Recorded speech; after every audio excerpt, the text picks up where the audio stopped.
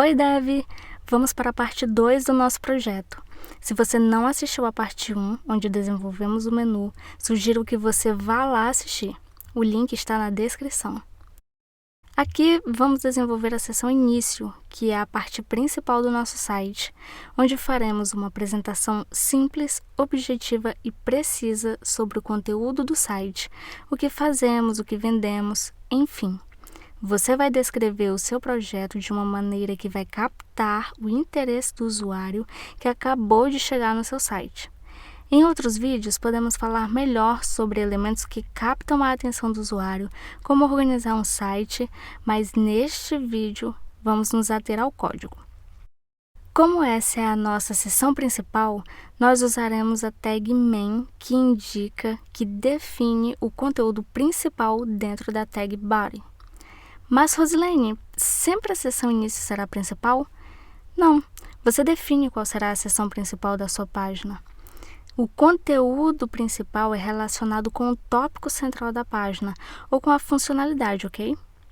Nós já desenvolvemos o menu, paramos aqui e vamos lá implementar a seção início.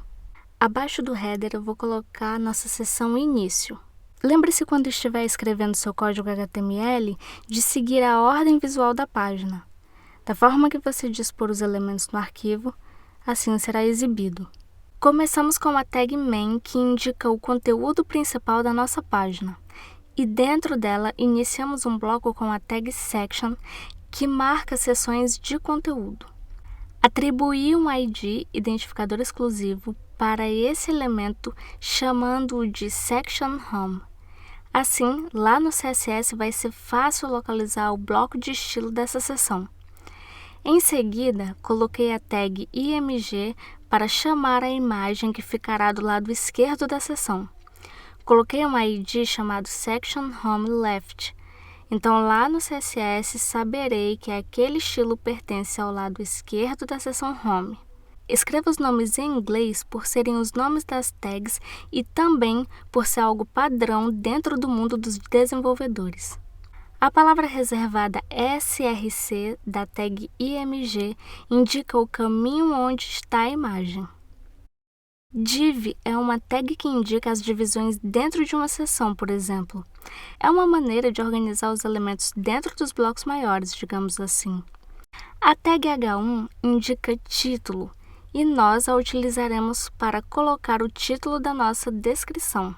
Como nós estamos criando um site apenas para fins didáticos, não faz sentido pensarmos em um texto. Então vamos recorrer ao Lorem Ipsum, que é um site que nos dá blocos de textos prontos para usarmos. Vamos pegar esse trecho aqui e colar no nosso site. Falta adicionarmos o botão. Eu simplesmente vou pegar a tag A, darei um ID e no href colocarei um cerquilha apenas para o link não ficar vazio. Lembrando que eu expliquei isso no vídeo 1 sobre o menu. E pronto! Agora vamos para o CSS. Na section home, eu adicionei branco como cor de fundo, chamando a variável primary color. Apliquei paging de 5%, ou seja, os elementos serão empurrados 5% para dentro do limite da seção. Coloquei display flex e como flex direction, eu apliquei row. Apesar de ser uma definição padrão do display flex, eu vou escrever para ser mais didático, ou seja, a direção dos elementos será em linha. Eu vou alinhar os itens ao centro, dando um align items center e separar o lado direito do lado esquerdo com um gap de 8%. E ficou assim. Agora vamos consertar a imagem. O lado esquerdo ficou definido como section home left e daremos flex 1 como valor. O valor do flex vai ser 1, ou seja, é a proporção entre as divisões da seção. Já já você verá o efeito dessa propriedade. O width, ou seja, a largura, aplicarei 38%. Nós não estamos falando sobre uma propriedade chamada position. O valor padrão é relative. Isso significa que os valores de largura e altura são baseados na tag que está inserido o elemento. Já position absolute significa que o elemento terá suas dimensões e posição baseada na página, toda a área, e não pela tag PY, ou seja, a tag IMG é filha da section home. A section home right tem flex valor 2, ou seja, ela terá maior largura que a parte esquerda. Com as duas tendo flex no valor 1, elas terão a mesma largura, como você pode observar agora. Adicione a propriedade displayFlex e dessa vez a direção será column, pois os elementos ficarão alinhados um abaixo do outro. Align items como flexEnd, assim todos os elementos estarão alinhados no fim da seção. E uma distância, um gap, de 40 pixels entre os elementos. Os dois blocos ficarão alinhados à direita. Vamos adicionar um estilo para a parte do texto. DisplayFlex, FlexDirection Column e gap de 32 pixels. Agora vamos editar o título, chamando a variável TitleColor, adicionando um tamanho de fonte, um font size de 52 pixels, peso da fonte de 500, altura da linha de 64 pixels e o espaço entre as letras, letter spacing, de 1 pixel, e alinhando o texto com o text align ao final da página. E ficou assim. Mas vocês percebem que falta um detalhe para ficar igual ao nosso modelo? Temos que alterar a fonte. Então vamos acessar o site Google Fonts e pesquisar por Montserrat, que é a fonte usada no nosso modelo. Escolheremos essa primeira. Você não precisa clicar em baixar fonte.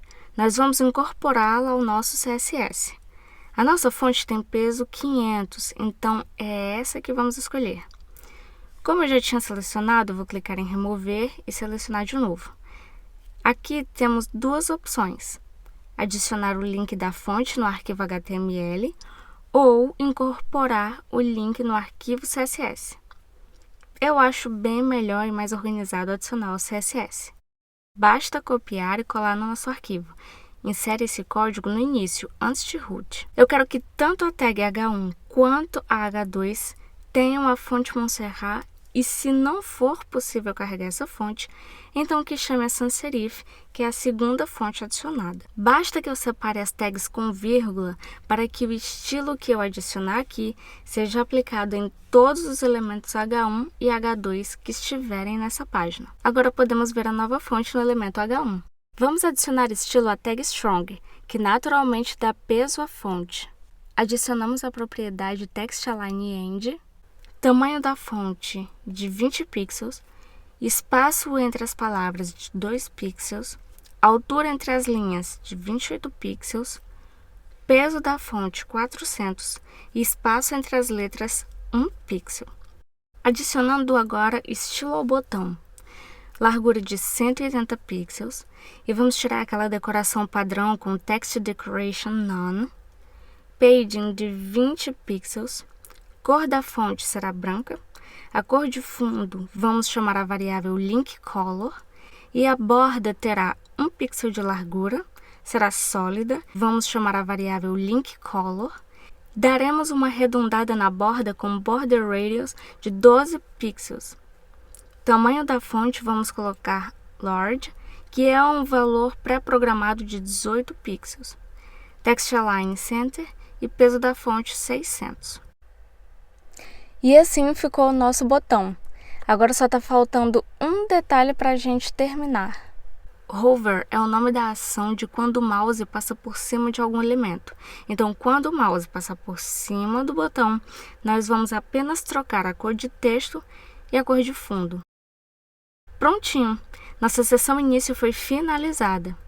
Espero que esse vídeo tenha sido útil para vocês e até a parte 3.